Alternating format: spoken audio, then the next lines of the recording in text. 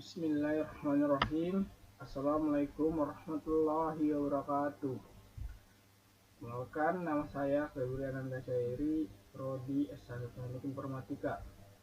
Saya akan mempresentasikan bagaimana pemrograman ini bekerja. Tapi kita harus tahu terlebih dahulu, ini adalah jenis pemrograman yang menginput data anggota keluarga. Lanjut ke dataset. Nah, di dataset ini saya memasukkan 7 anggota keluarga. Saya yang bersihkan 3 generasi, yaitu terdiri dari kakek dan nenek di generasi pertama, bapak dan ibu berada di generasi kedua, dan yang terakhir ialah kakak saya beserta adik di generasi ketiga. Dataset ini akan saya masukkan di input data. Nah,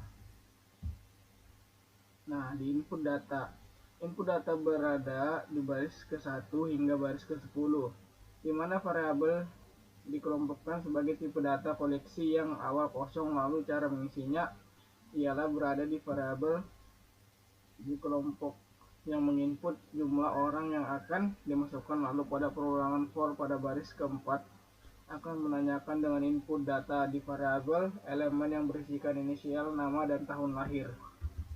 Setelah ini lanjut ke pemrograman yang saya buat. Kita akan run.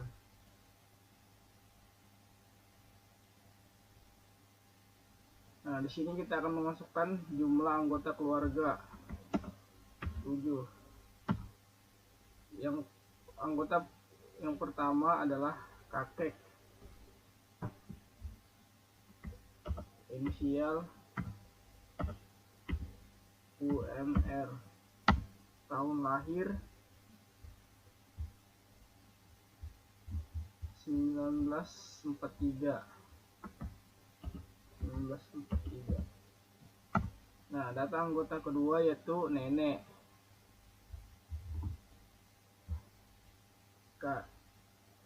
inisial KSN 1949, inisial KSN, tahun lahir 1949. Data anggota ketiga yaitu bapak saya, CHR, tahun lahir 1971.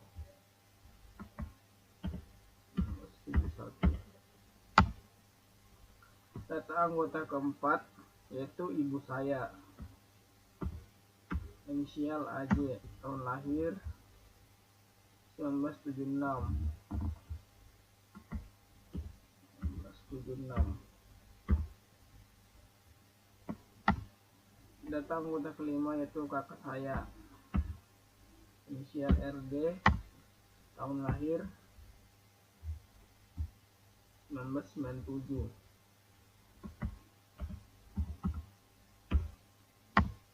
Nah, data anggota keenam yaitu saya, inisial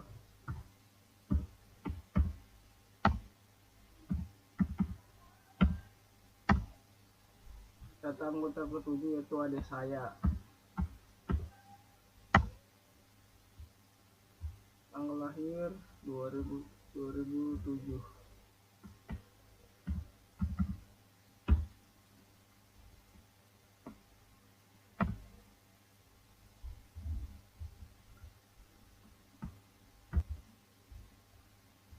Lanjut ke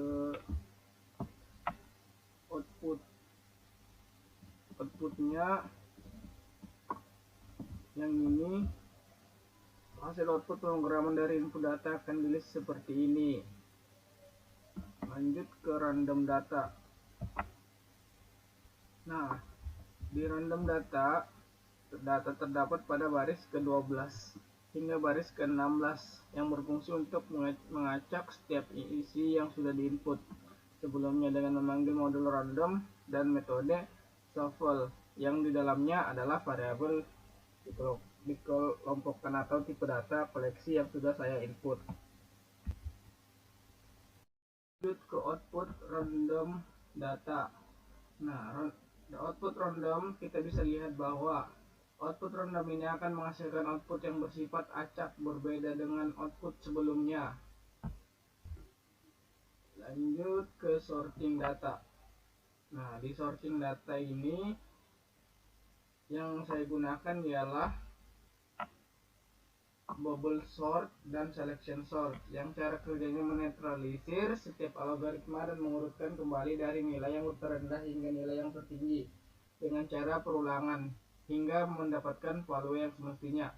Cara menghitung sortinasi pada algoritma atau pemrograman ini adalah dengan memanggil modul timeIt dengan metode default timer ke dalam dua variabel yang berbeda, lalu akan dikurung pada variabel catatan waktu sorting. Lanjut ke hasil outputnya. Nah, ini hasil outputnya.